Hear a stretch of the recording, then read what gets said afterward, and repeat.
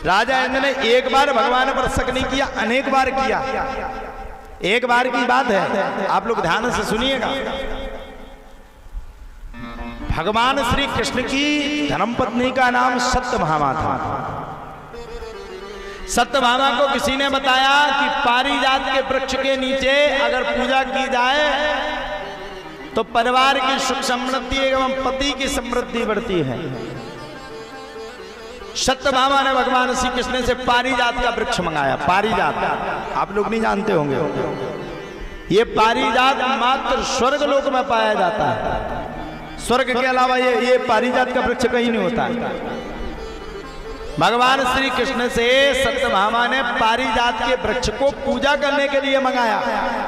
अब भगवान श्री कृष्ण तो भगवान ठहरे, गए जाकर के पारिजात के वृक्ष के लिए राजा इंद्र के सामने से पारिजात के वृक्ष को लेकर के आ गया। राजा इंद्र को बड़ा भारी बुरा लगा। अब राजा इंद्र अब भी भूल गया कि ये भगवान है। राजा इंद्र ने भगवान को युद्ध के लिए ललकार मारा। अब भगवान तो भगवान है, भगवान के सामने कोई क्या टिकेगा। जिसने पूरी सृष्टि का अनवरण किया, संहरण किया, जिसने पूरी सृष्टि को पाला पोसा बड़ा किया, भला जो सृष्टि का पिता है, मान लो आज हम इस आश्रम के आधिपत्य हैं, महंत हैं, आश्रम पे सेवा दे रहे हैं, और कल के दिन कोई आए हमारे दुकान में दे, वो आश्रम से निकाल दे, ऐसा तो नहीं होता ना भाई। आश्रम को सींचा, बड़ा किया, सब कुछ किया, और आश्रम को कोई और ले जाए तो पहली बार सुना। ऐसे ही राजा इंद्र भी भगवान को ललकारने लगा। भगवान को बड़ी हंसी आई, और भगवान ने हंसी में आकर के राजा इंद्र के युद्ध के निमंत्रण को स्वीकार कर लिया, और गरुड़ पर बैठा करके स्वयं सत्यभामा के साथ भगवान श्री कृष्ण गरुड़ पर आरूढ़ होकर के इंद्रलोक पहुंच करके राजा इंद्र के निमंत्रण को स्वीकार कर लिया। महाराज सभी देवताओं ने भगवान के ऊपर एक सांस में कई हजार तीरों से प्रहार किया। राजा इंद्र की कई अक्षौणी अक्षुण्ण सेना जिसने भगवान के ऊपर प्रहार किया, लेकिन विश्वास मानो भगवान के एक तीर ने लाखों तीरों को पकड़ पकड़ करके काट दिया, एक साइड कर दिया। चला युद्ध, भयंकर युद्ध। राजा इंद्र ने बड़े बड़े अस्त्र शस्त्र का प्रयोग किया, भगवान ने भी बड़े बड़े अस्त्र शस्त्र का प्रयोग अनुसंधान को जाकर के रोक दिया। भगवान ने बड़े बड़े अस्त्र शस्त्र को जाकर के रोक लिया। अब तो भैया राजा इंद्र को बड़ा भयंकर बुरा लगा, सो राजा इंद्र ने भगवान के ऊपर वज्र से प्रहार कर दिया। भगवान ने भी हाथ में तुरंत चक्र को हाथ में ले लिया, छुंगली पर ले लिया। अब सभी देवी देवता कांप गए। एक हाथ में वज्र, एक हाथ में चक्र, अगर दोनों चल जाए तो पृथ्वी लोक में संपूर्ण विनाश हो जाए, कोई बचे ही नहीं।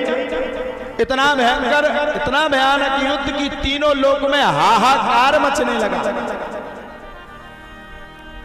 मानो तीनों लोग हाहाकार की स्थिति परिस्थिति में जाकर के अनवरण करने लगे, संवरण करने लगे।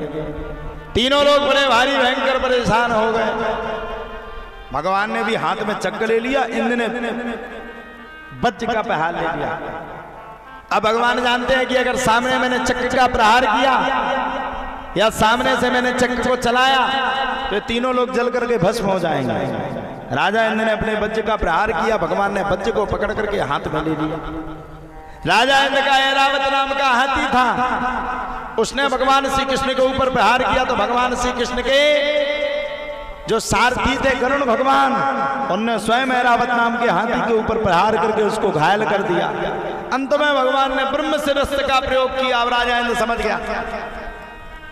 अच्छा, राजा इंद्र कई बार भक्त हुए भगवान के हाथ से।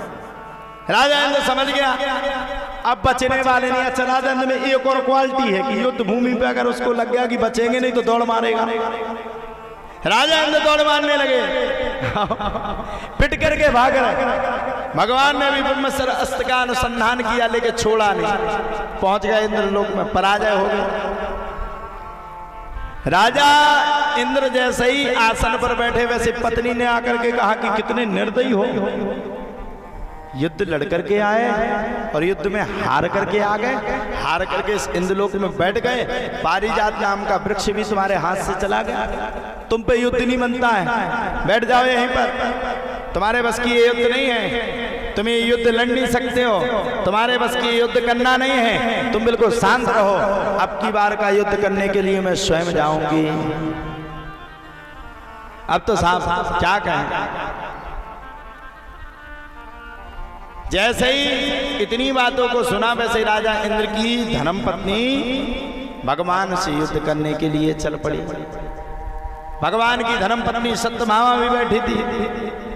सत्यभामा ने भगवान से कहा, आप चिंता मत करिए, मैं आपके साथ हूं। और सत्यभामा ने क्या किया, सत्यभामा ने राजा इंद्र की पत्नी से युद्ध करने के लिए तैयार है। सत्यभामा स्वयं लक्ष्मी है। अब देवताओं के गुरु बृहस्पति ने देखा कि ये इंद्र की पत्नी तो पागल है गई, सत्यभामा से जाकर के लड़ने के लिए तैयार हो गई। इंद्र की पत्नी को देख करके तुरंत देवताओं के गुरु बृहस्पति जी ने